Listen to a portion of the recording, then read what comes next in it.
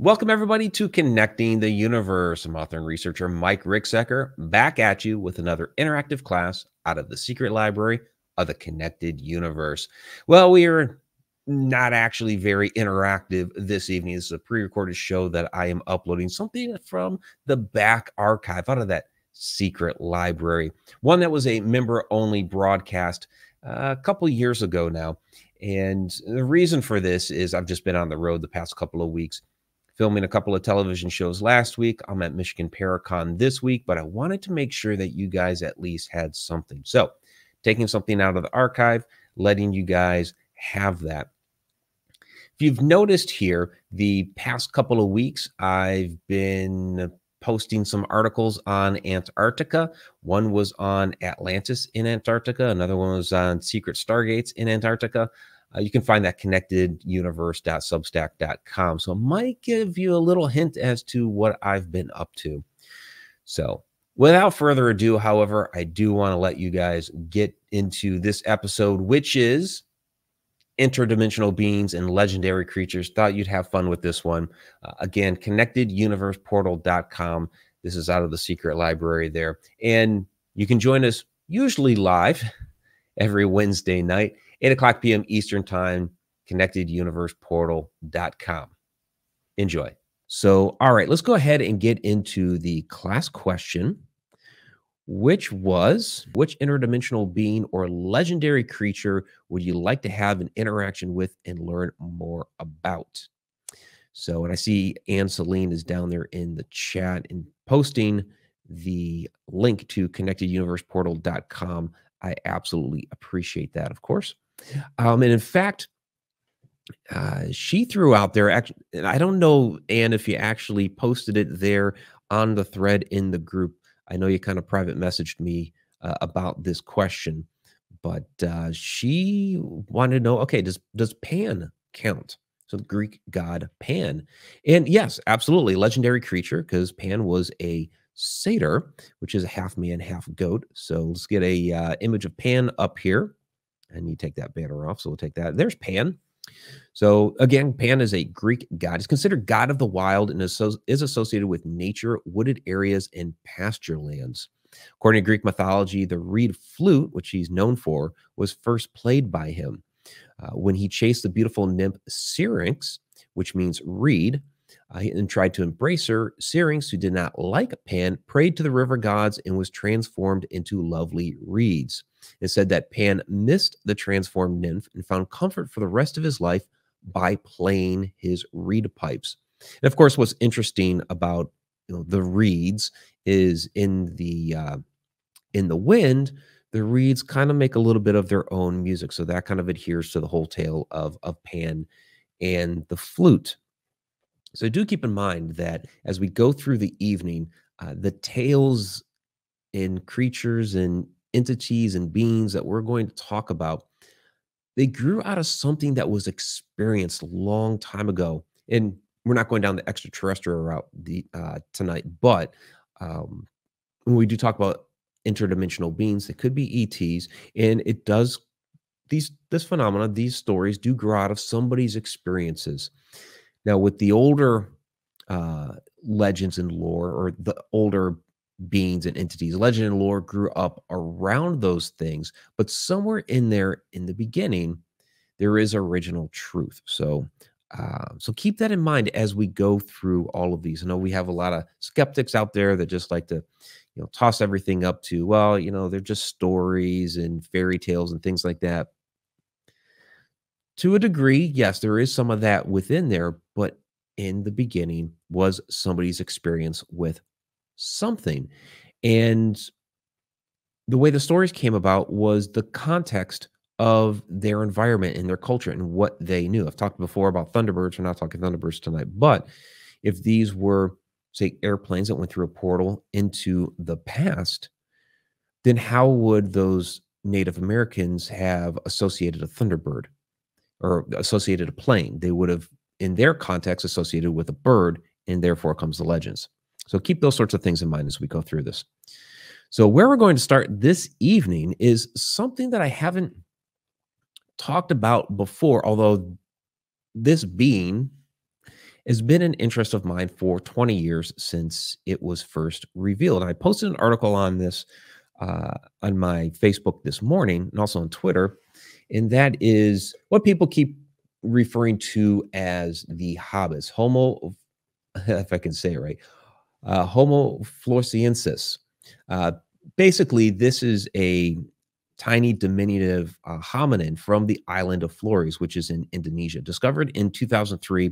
The information on it was published in 2004. These things stand at just about 3.5 feet tall and weigh only about 66 pounds. So really your classic hobbit size. The tales from J.R.R. Tolkien, when he talked about hobbits, they were only about 3.5, not quite 4 feet tall. Anybody who ever played Dungeons and Dragons, that was the size that you gave hobbits, or halflings is what they called them in Dungeons and Dragons. So these beings date to between 100,000 and 60,000 years ago. They tools of them appear in the fossil record from 190,000 to 50,000 years ago. So it means that these hominins shared their world with modern humans. So now what's interesting about this and why I bring it up is there's been an article here recently, and actually a book that's coming out by anthropologist Gregory Forth, who works at the University of Alberta in Canada. And he claims that the hobbits may still hide today and reside in the lush rainforests of Flores, the island in which their fossils have been found. A quote from him says, 20 years previously, when I began ethnographic field work on Flores, I heard tales of human-like creatures, some still reputedly alive, although very rarely seen. So he recorded, and you can find this in his book that'll be coming out, and I did not, oh, I do have the title here. Okay. Excuse me. So he recorded 30 stories of encounters with these hobbits given by members of the Leo people who live on the eastern portion of Flores. He spoke with eyewitnesses and recorded their tales. So he's compiled all of those accounts in the book Between Ape and Human, an anthropologist on the trail of a hidden hominoid, if I could speak correctly. So I find this absolutely fascinating because, you know, if this was somebody publishing like a Bigfoot book saying, we believe that, Bigfoot is in the rainforest down there, everybody would, like skeptics and all that, they would just discard it. But here's an anthropologist that's been studying on this island for, some 20 years. And okay, there are, fossils of, of these hobbits, and his assertion is that they may still exist because the people of the island, the Leo people, are telling tales of seeing them.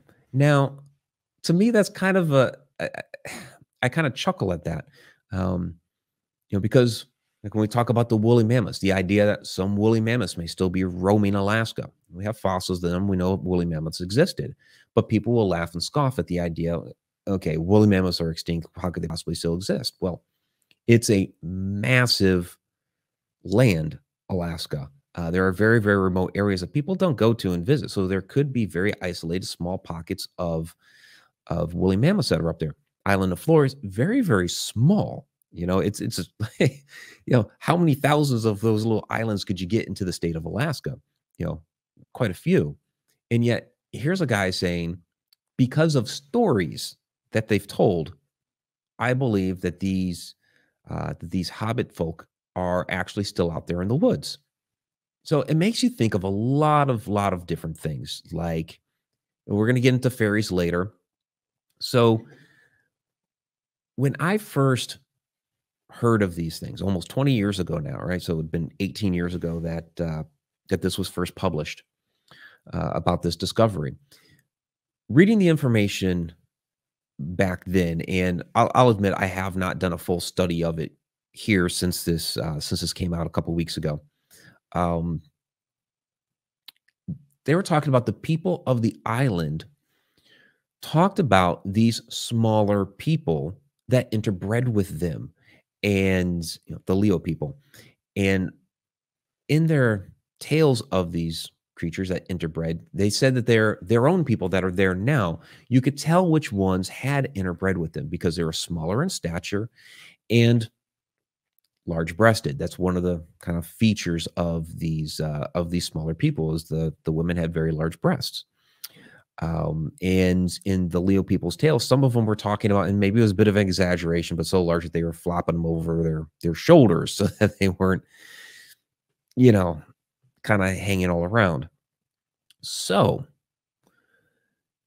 18 years ago, when I was still married, this is where I went with this. Given those tales from the island of Flores, these hobbit type creatures, 3.5 feet tall, I started thinking about, well, what about some of these other tales? Now, here's one. Okay, they have found the fossil record. It took them how long to come across these things? I mean, this is just 2003 that they were discovered. So there's plenty more out there for us to discover in the world. And up to that time, the idea of a small humanoid person like that was largely frowned upon. When you talked about elves, dwarves, fairies, little people, leprechauns. And this is where I went with it, leprechauns. And we're going to be in Ireland here in a couple of months. And this is something that we'll take a brief look at while we're there. The leprechaun tales. So my ex-wife is Irish. And she's of small stature on the short side, and she is large-breasted. So when this came out about the hobbits of Flores and their description of being small in all of this and the features that are mentioned, and considering again the tales of smaller diminutive folk in Ireland, which my ex-wife was again Irish, I started calling her. I was kind of teasing her a little bit. I started calling her my little leprechaun because it's like, okay, now we have this fossil record back into the island of Flores that there are smaller statured people that once roamed the earth. This is no longer legend. They existed. Now, we have not found those type of remains in Ireland or other countries yet, but the fact that they did exist lends credence to the fact that we could find them elsewhere in the world. After all, we have found over the years, as we keep exploring that, there are different peoples that migrated across the globe, and we keep finding them further and further back into antiquity. So what we knew 20 years ago, 50 years ago is different than what we are discovering now. So we keep this thing going. So again, I think this is actually a big win for the Bigfoot community and other cryptozoological creatures, because now you have an anthropologist making this assertion just based on stories and sightings of the locals there. So we'll see where that goes. In Anne saying, loving the goat man stories as well. I'm not actually talking about the goat. That would have been a good one. We're going to talk about some other creatures, but that would have been a good one as well. All right, so we are going to talk, see, Skinwalkers, Wendigo, just kind of give you an overview. Kushtaka, we're going to talk about doppelgangers. We'll throw in some things about jinn, shadow people, fairies at the end. I have a couple of video clips for you there. So let's get into Skinwalkers here. Probably spent a little bit too much time on the hobbits, but that's something I haven't talked about before at all for all the years that I've been doing this. That one's just kind of been on the back burner, and I thought it was great that there was more information that came out about that now. Okay, Skinwalkers, here we go. So American Southwest. Skinwalkers, shape-shifting entities that live in and amongst their native tribe. They were originally a medicine man or shaman who chose an evil path, and they take on the form of an animal to inflict suffering on others. Now, in order to actually become a skinwalker, the shaman must be initiated by a secret society of other skinwalkers. And part of their initiation is they are required to kill a close family member. So they wear the skins of animals, but specifically the ones that they transform into, which is why actually some tribes, like the Navajo, insist that that the tribe not wear the pelt of any predatory animals. So that's their way of kind of trying to weed out who may or may not be a skinwalker. So they have a number of different special attributes, like mind reading, controlling thoughts, ability to jump off high cliffs, and they're supposed to be able to outrun cars. So you see some kind of more modern mythology being ingrained in here now with them. So they're said to be able to control night creatures such as wolves and owls to be able to do their bidding. And they're also said to be able to reanimate the dead to attack their enemies. Some people do believe that encounters with skinwalkers will generate curses, and those who cross their paths will suddenly suffer from bad luck, nightmares, and health problems. So, what you would do, of course, to try to alleviate this is get a good Native American shaman to come out and perform some different rituals and use sacred smoke to ward off the bad energy given to the victim by the skinwalker. So now, of course, we see a lot of this playing out in the television show about Skinwalker Ranch. And there's been a lot of legends and strange things going on at Skinwalker Ranch, whether it's paranormal activity, UFO activity, of course, the sightings of skinwalkers that are supposed to not only attack people, but attack the cattle there. A lot of interesting things going on there. And specifically, that has to do with the electromagnetism that's within that area. There are some very, very fascinating electromagnetic anomalies in the Uintah Basin, which includes, again, Skinwalker Ranch, Blind Frog Ranch, and then a number of other locations around it. It's not just those ranches and that's it. So it's that whole basin. And our friend James Keenan has done a lot of great work out there. And James is even, we're not going to be talking giants tonight, but James has even related tales of the giants coming out of the Uintah Mountains around there that proliferated, across the country and into, other parts of the continent. And I talk about a bit about that in my book, Alaska's Mysterious Triangle, when we get into the giant tales up in Alaska, if they migrated out from the Uintah Basin. What is it they would have sought up there in Alaska? And we talk about some Aztec legends and what have you. So that's we talked giants some months back. I think it was back last summer. We had an episode on that. We talked about a number of those different things. So I would point back to that particular class. So skinwalkers, they're shapeshifters. Okay.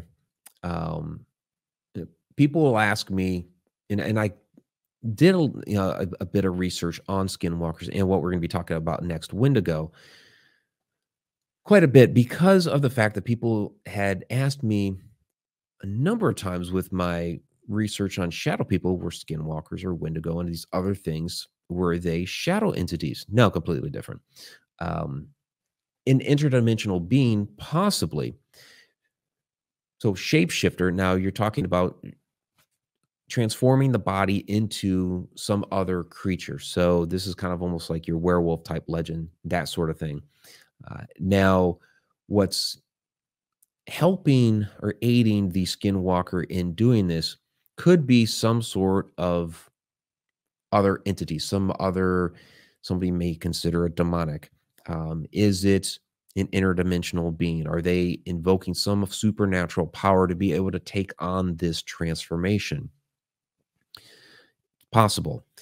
I make a point about the whole shape-shifting thing because there are, when we get into Wendigo next, there are people that say, well, skinwalkers and Wendigo are essentially the same thing, just kind of different parts of the country.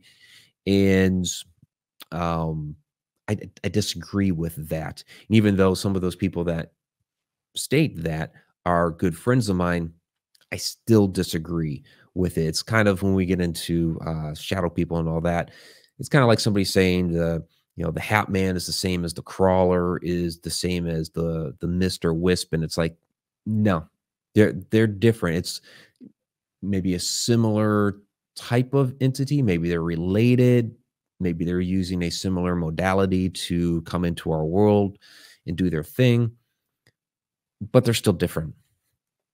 And so what I mean by that is we get into the Wendigo. I see Jeanette Kemp has joined. Great to see you, Jeanette.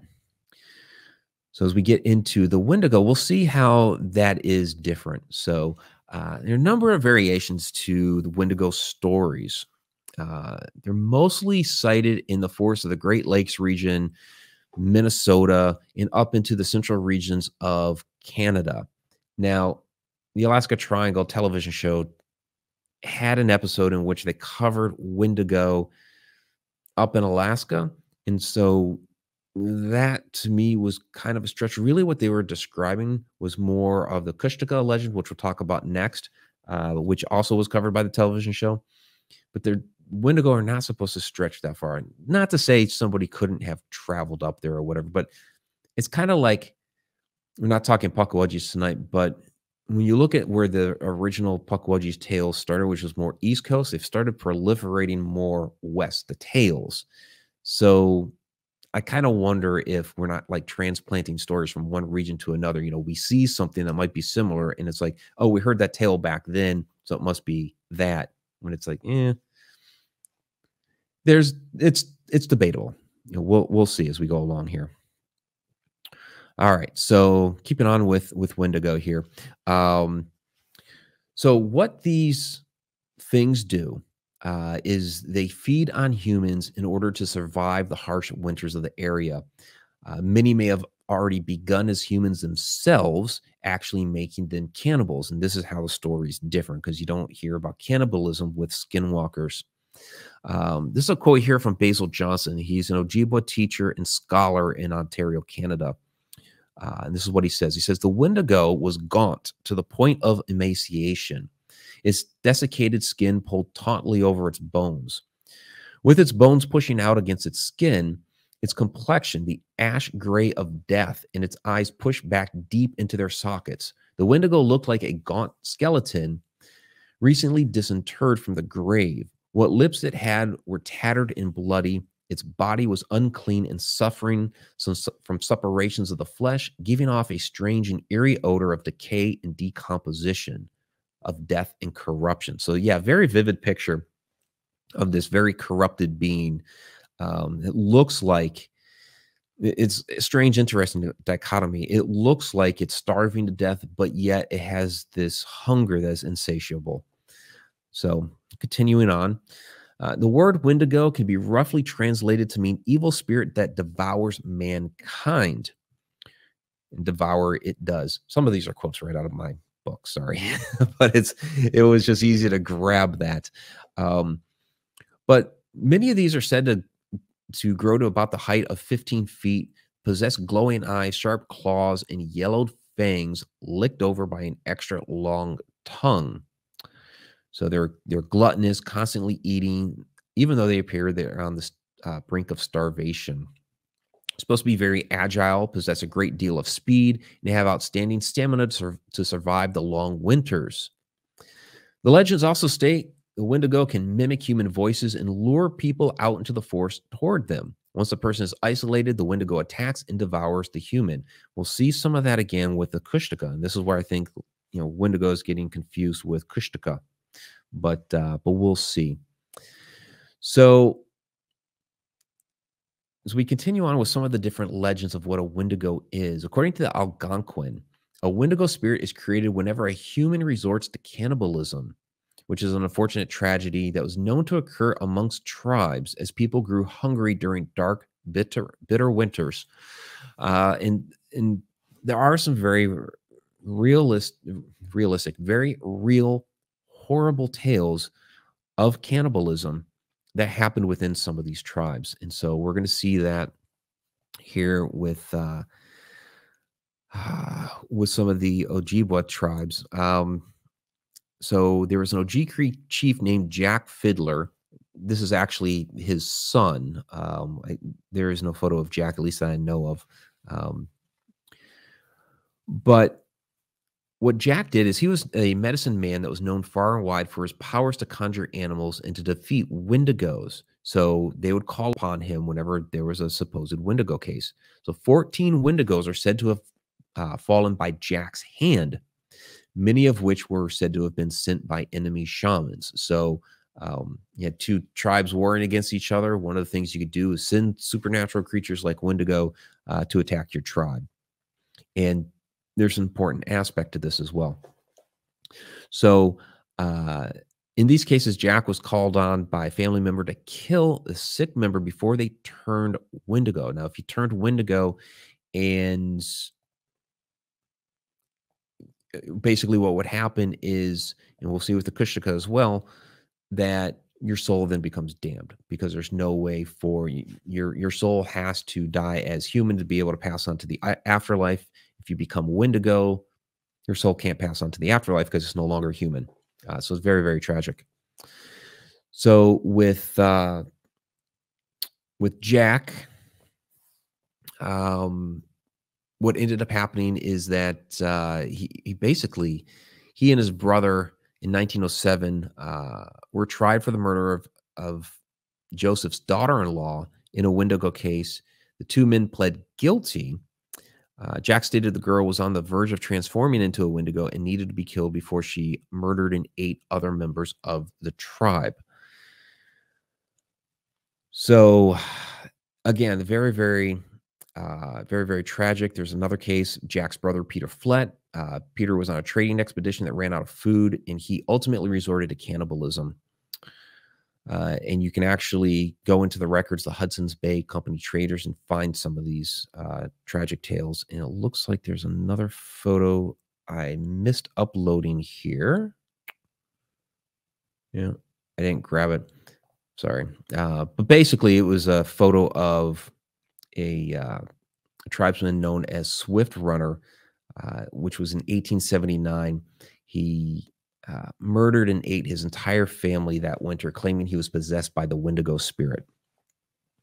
So again, very, very tragic tales, because there was real life, not just stories. There was real life cannibalism in some of these cases, and some of these shamans were called upon to actually kill some of these people that they believed were about to turn Wendigo and eat other people.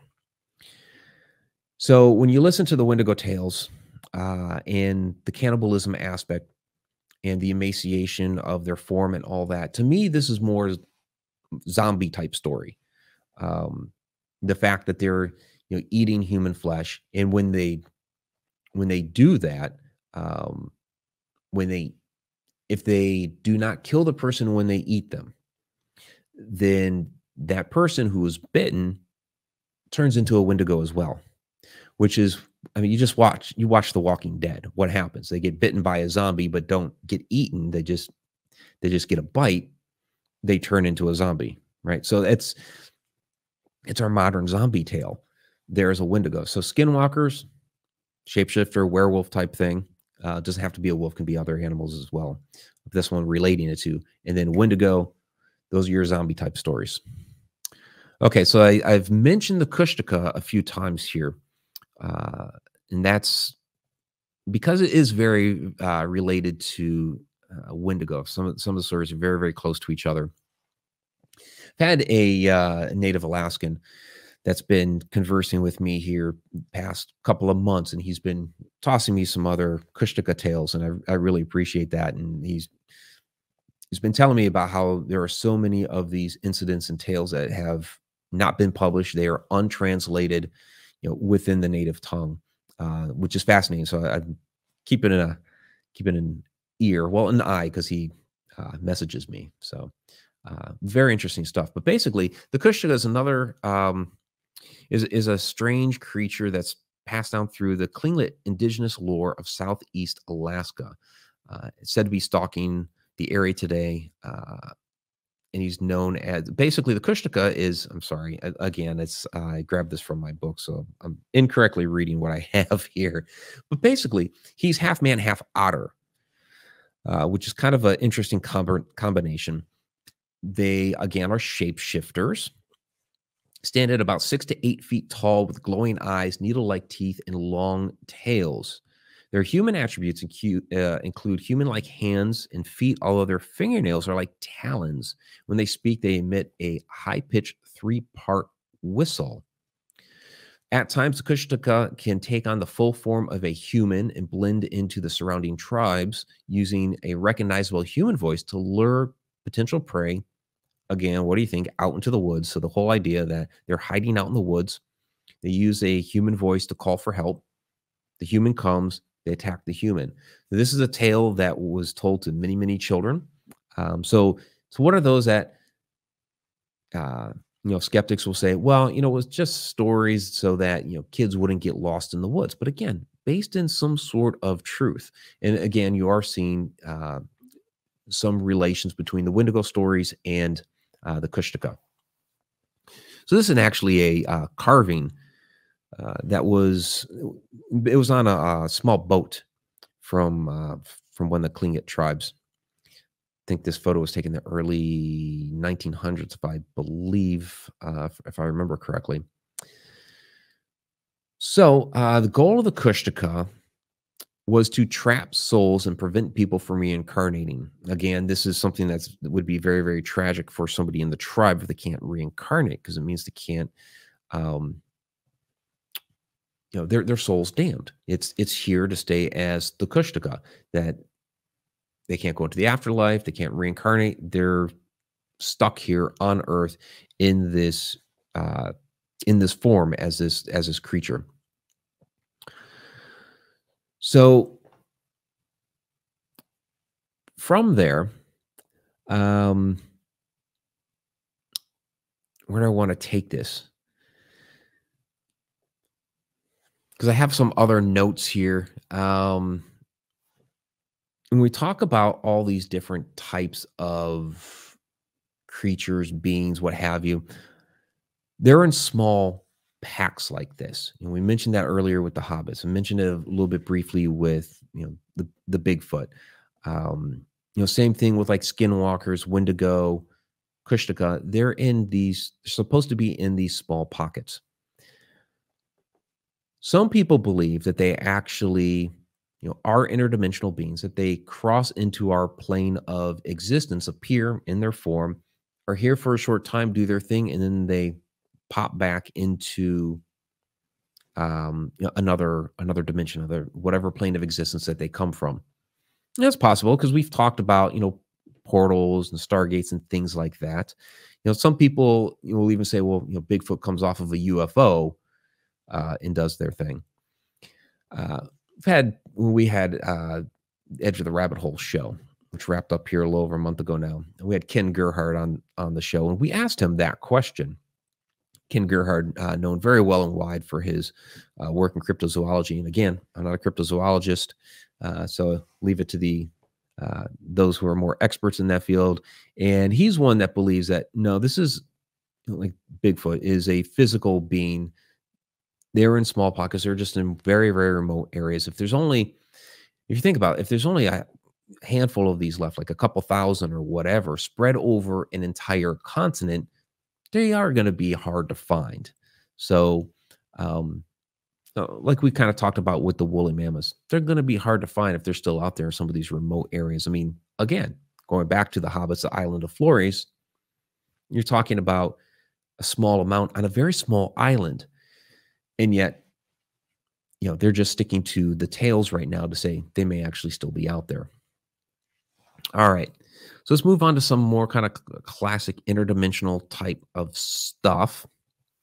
We're going to go on to the doppelgangers here real quick. This is always fun stuff.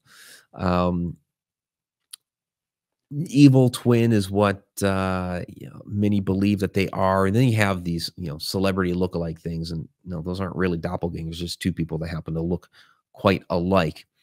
But I find it interesting, some of the legends and lore of talking about them being evil twins, when the stories that I've uncovered on this seems to be more of some sort of time slip. We're seeing ourselves here.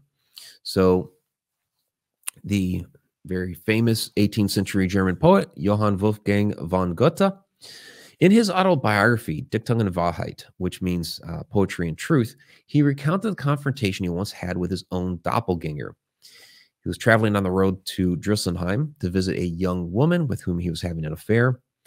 He was distressed and lost in his own thoughts. At one point, he glanced up for a moment and spotted a man dressed in a gold-trimmed gray suit.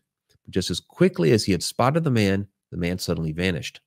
Several years later, while traveling on the same road, Goethe realized he was wearing the same gold-trimmed gray suit he had seen on the vanishing man years beforehand. Goethe was his own doppelganger. I always find that story pretty fascinating. He's like, here's a very famous individual, and he's saying, I saw myself. And that's a time slip. For whatever reason, what was going on in the moment, maybe it had to do with the fact that he was lost in his own thoughts. Maybe he got into a meditative state and was able to see another point in time, perhaps his mind, his body tuned into. We've talked about personal resonance, frequency, and vibration. Maybe he was able to tune in unknowingly, unconsciously, because he was lost in his thoughts, got into a bit of a meditative state, and boom, he was able to see that moment. Another interesting tale from Meg Fisher. She writes under her name Rosella C. Rowe. I haven't talked to Meg in a while, but included her story in my book, A Walk in the Shadows, which is very, very interesting. Try to tell it here real quick. She got up in the middle of the night as a child, I believe she was a teenager. Yeah, she was a teenager at the time. Heard her, what she thought was probably her mother in the kitchen, heard some dishes banging around. She went out there to go take a look. Her mother was supposed to be working. She's thinking, oh, maybe mom got home early or whatever. Goes out to the kitchen. Nobody's in the kitchen. But all of a sudden, through the back kitchen door, which led out to the garage, her mother walks in. But then her mother gives her this really weird look. She's totally freaked out by looking at Meg, and then boom, runs off down the hall into her bedroom. So Meg's like, what in the world was that? So she runs back to her mom's bedroom, opens the door. There's mom sleeping in bed. She's like, what in the world? And so she wakes up her mom. She's, Mom, you got home? And she's like, yeah, I got home a couple hours ago. Wasn't feeling well at work. Came home. But she was like in her nightgown, all this stuff. She wasn't dressed. So, what in the world happened there? The visage of the mother walking through the door, looking at Meg the way she did and then taking off. I think it was a couple different time slips. Meg related as she saw a doppelganger of her mother. And I think what it was is she saw her mother walking in the door at a different point in time. The mother looked at her, saw a Meg at whatever age that she was, and maybe she was thinking she should be older, she should be younger, whatever. Here's a different form of Meg. Freaked out, ran off. And then, Meg ends up seeing her mom, or the true mom, asleep. I just think it was a time slip type of a moment. There's the interesting tale when I was on Jim Harold's show back in November that he related to me about doppelgangers, which the young man, I guess he was a young adult, related the story in which when he was a child, he had walked into the kitchen, or was walking into the kitchen doorway, and saw this tall, dark, hooded figure standing by the kitchen table. Got scared, freaked out, ran off. Years later, he was at the kitchen table making a sandwich or what have you, and he's wearing a hoodie. All of a sudden, he looks toward the kitchen doorway and notices this small shadow-like child standing there. It was a shadow person in the form of a child, very small, which all of a sudden took off. And he realized then that was myself. When I was younger, I saw myself grown up looking like a shadow.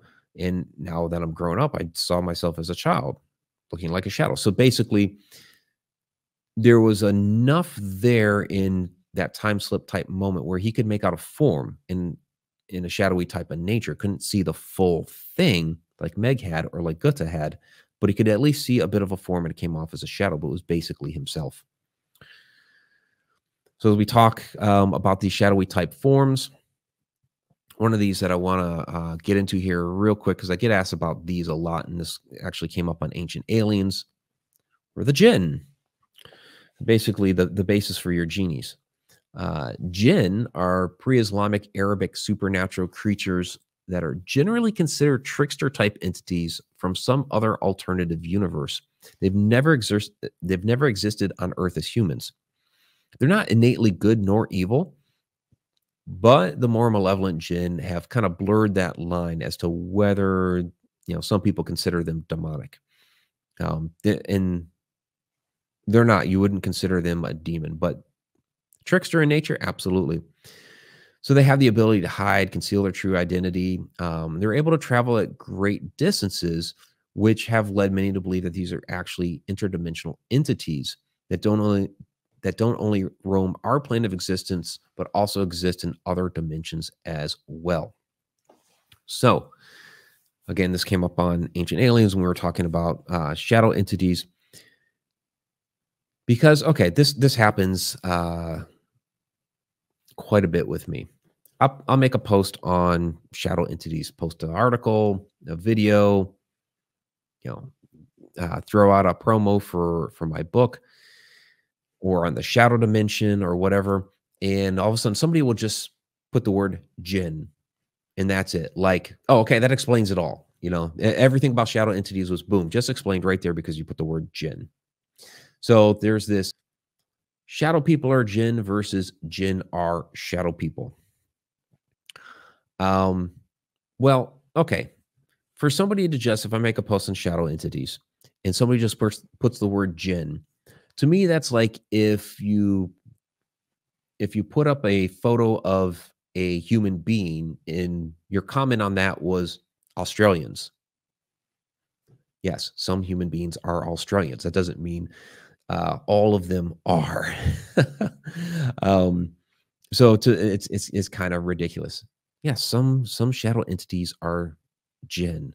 And when we get into the whole history of shadow people, shadow beings, shadow entities, all that, and we see that jinn are included in that because you have those tales that come out of the Middle East. That is their way that they described what shadow entities are. Just like in Brazil, it was the Pisadera, or in Ethiopia, it was the Dukak. In Scandinavia, it was the mare, which is where we get nightmare from. So every region had their different way of describing the same, or at least similar type of phenomena, which is, of course, interesting. Also, what's interesting about the jinn is they are also, tricksters. There is this very trickster nature about them. And in a lot of our different cultures, we find tricksters in a lot of tales. It might be a trickster type god, like Loki, from the Scandinavian legends and lore. Of course, we see Loki now depicted on the Marvel universe, but there is the god Loki, the god of mischief. And then when we look at a variety of different, Native American tribes, they had their own trickster type entities, like the coyote, or they're of different, whether it was a rabbit or a spider, or all these different types of entities, depending on the tribe, that described a trickster type entity that existed.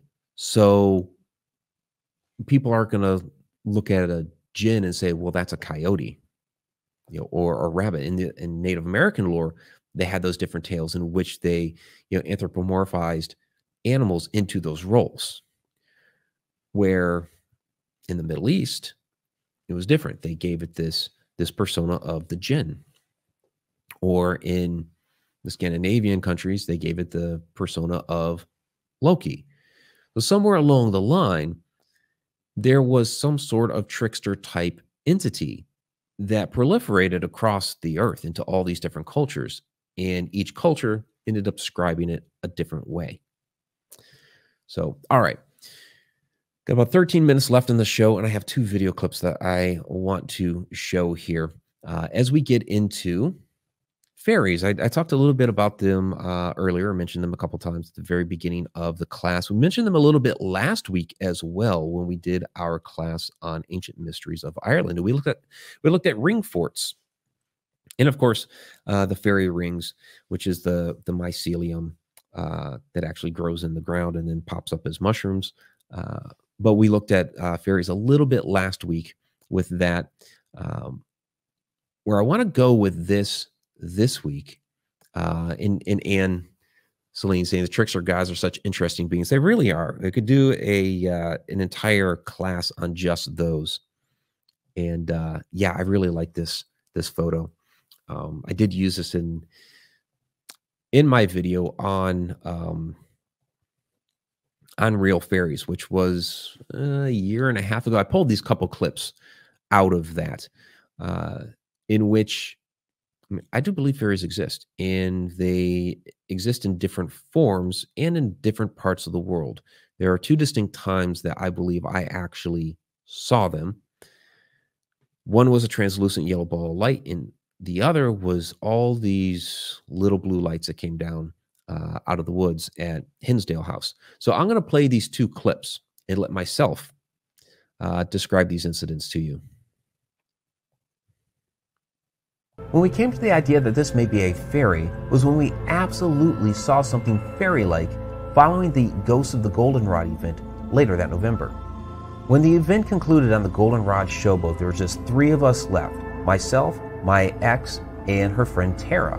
Now, we were just in the showroom of the old showboat, the 2 ladies sitting down and I was standing in the middle. The only light was my flashlight shining back up into the lobby area, and since they had boarded everything up for the winter, there were no other sources of light. Well, we were just talking when I suddenly saw this translucent yellow ball kind of float down between Tara and Shauna. Now, I mentioned it very quickly, but really didn't pay it much mind. Maybe it was just a trick of the light or something. We were all looking out there toward the lobby. Now, the first time I saw any sort of ball of light, it whooshed down real quick right there. But it was just a few minutes later when I suddenly saw this strange bar of light right next to Shauna on the floor. So what I first saw after that was that little bar of light on the floor here. And my flashlight was pointing out that way, straight out to the lobby. It was on the floor. But that little bar of light was angled this way, like right here. So I walked around Shauna over to where it was at to try to figure out where the light was coming from, because like I said, the entire boat was boarded up. So I'm moving my hand to and fro around it to try to break the light, whatever beam of light may be coming down, to make this strange bar of light. It was slightly V-shaped. And it was short, I don't know, about 3 inches long, slightly V-shaped. And then it wavered, and I was like standing here pointing, trying to figure out, you know, if I could break a beam of light. And it wavered and went away. The girls were looking at me like I was all kinds of strange and weird. They have no idea what I was doing. Well, then the bar of light did something very strange. It started wavering like this, and then it was gone. So I tried to describe to the women what I had seen, because I had no idea what in the world I was doing. And while I was doing that, suddenly that ball just whooshed around Shauna.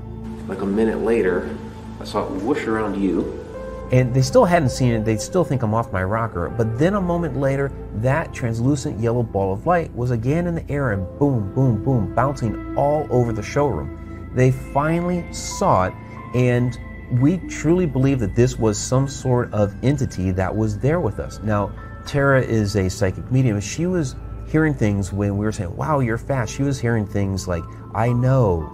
None of us had any video left on our cameras from the event that night, but we do have like a 4-minute audio clip of this interaction that we had with this ball of light dancing around the showroom. Oh.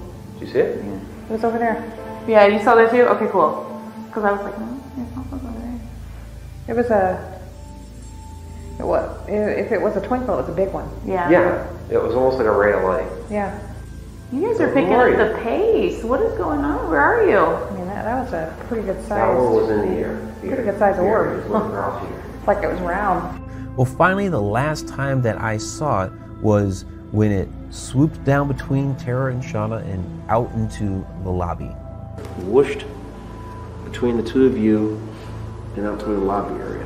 Now, given this amazing interaction with this translucent ball of light and this bar of light, which I believe was transformative, I believe that whatever was that translucent ball became that bar of light on the floor and then became the translucent ball again. But given this interaction in the photo that we saw that summer, were these perhaps water sprites? Okay. Now a little bit of a longer clip, and next one's even a little bit longer. So I need to kind of get these in before the end of the class. But that, on that river, earlier that year, about 2 miles, a little over 2 miles to the south, we were exploring some abandoned locks where the barges would go through way back in the day, like 1920s. And we're exploring down there, and we captured on camera what looked like or may have been little fairies, just the way the light was moving. It was very, very strange. I don't have those photos queued up, but we were like, okay, those are interesting photos. But when that incident happened months later, it was like, okay, there's something along this river. They could be fairies, light sprites, those sorts of things. Now, this other one is from Hinsdale House. And you can watch this full video on Real Fairies on the Haunted Road Media YouTube channel. But let me give you this other clip here. This one's a little bit longer. It was in the woods behind the haunted Hinsdale House in New York when I also saw what may have been fairies while investigating the property with Megan Talbert in late September 2019. When I tell this story, people like to say that these possible fairies were actually fireflies. However, this was the wrong time of year for fireflies. This was late September, and these were blue lights that we saw. Now, blue fireflies do come out in June in some areas around the Carolinas. However, again, this was late September, and we were up in New York, not down in the Carolinas. So these weren't fireflies. When Megan and I first saw something strange back in the woods behind the Hinsdale House, we had seen way off into the woods this strange ball of blue light. It was moving a bit between the trees. And what was interesting about it was as it moved between the trees, it also would become blurry at times, kind of fade out, and then it would get a little bit brighter and then we could see it clearly. And it was doing this for quite a while. Okay, so out in the woods here, and we're seeing some different lights back over there, which may just be some stationary lights on the neighbor's property. Hard to tell, but then we had that crazy, weird sound in there. We have no idea what it was, but the blue light is kind of dancing around a little bit. I have to keep moving in order to see it. I'm sorry. No, that's okay. Yeah, I need to, I'm here, I can see it, but I have to keep kind of swaying to keep my eye on it, so it makes me think it's not completely stationary, and it's like kind of hovering around the same spot, yeah. And it does flash, yeah. Yeah, I know, like when I first saw it, it was kind of like blurry a little bit, which is kind of weird. Well, we finished up that part of the investigation and did a regular paranormal investigation down in the haunted Hinsdale House. We took a break a little while later and went outside in the backyard to stoke up the campfire. And as we're just sitting there talking, little blue lights started to come down out of the woods. We saw them come down the path, we saw them in the tree line, and they started to come closer and closer to us. Well, this was absolutely fascinating, so we went out to take a look at the lights. And what was interesting about this is the ones that were up more in the trees were kind of twinkling and moving about, while there were several that were on the ground. And what happened when they were on the ground was they would like fade in really bright and then slowly fade out. Yeah, right there in the path, right there in the path. Hi. It's okay, come on. You can, right there next to the audio player is a twinkle. Alright, that's right. Come on back. Well, we got out our cameras, we got out our flashlights, and we're trying to figure out what exactly this is. Of course, the first idea is, are these some sort of strange bug? Well, we got right down there on the ground, looking with our flashlights. There's no bug, nothing whatsoever. They're so close. Megan, honestly, I've never seen them like this before. Like, they've just come so close, and so many of them. Right. I know we might seem really big to you, but we're not here to harm you. Yeah, and we're trying to be careful. Oh, right here. I see it. I see it. Hi. Hi. There's two. There's sometimes when I see these on the ground like this, it kind of has that blurry effect that I was seeing back then. We're trying to capture this stuff with the camera, and it was almost impossible to capture these little blue lights on camera. I tried infrared, I tried regular shot, all different kinds of things to try to get these on camera. I do have a little bit of a blurry image of one, so we may have actually gotten it. They're so bright. So unbelievably bright, please. So this went on for quite a while, and what I decided to do was to leave an offering. A lot of people talk about leaving offerings for fairies. Well, we had an apple available to us, so I put an apple out on the path. Okay, I'm putting, this is my offering to you. I'm putting an apple down. I'm going to put it next to you. How about that? And there's a couple of them. Whoa! I just saw like 3 of them light up right when I put that down. And there's a big one back there. See, right there, right there. When we came out there in the morning, what was really strange about the apple is that it was exactly in the same place in which I had left it. It had not moved at all, but yet something had burrowed into it from the side, took out a large chunk, but looked like it had actually burrowed into it. And then around the apple were all these little shards and pieces of the apple. There's the apple that we left as an offering. And honestly, it does look like somebody taking a bite out of the side of it. And that's exactly where we placed it. It's exactly where we placed it.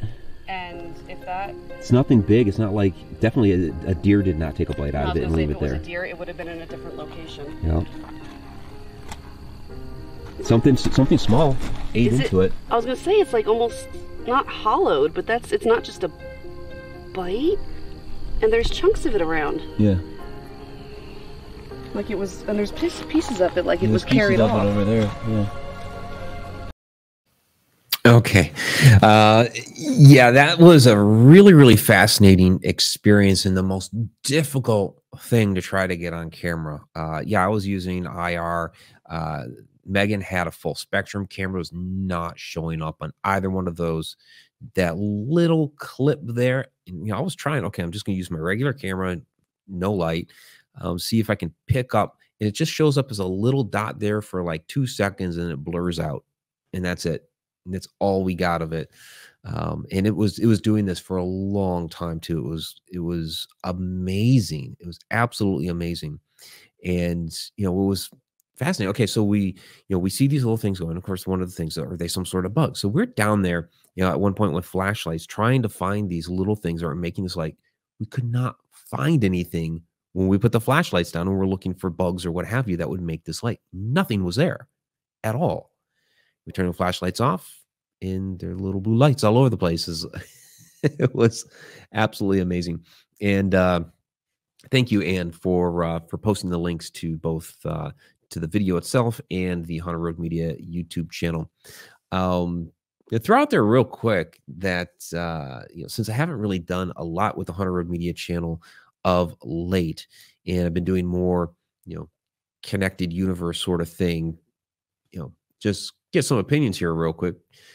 Although all the videos out there are Haunted Road Media branded, should I be changing that channel to the Connected Universe portal, Connecting the Universe, make it just Mike Ricksecker, and then build off of that? Again, I'm not going to be doing a lot out there because there's too many other projects I'm involved with, but I want to start doing a little bit of something out there again, because over the last year and a half, it's just kind of a smattering of a few videos when I had been doing something weekly, sometimes bi-weekly or twice a week for a long, long time. There were over 700 videos up there. So let me know your opinions on that.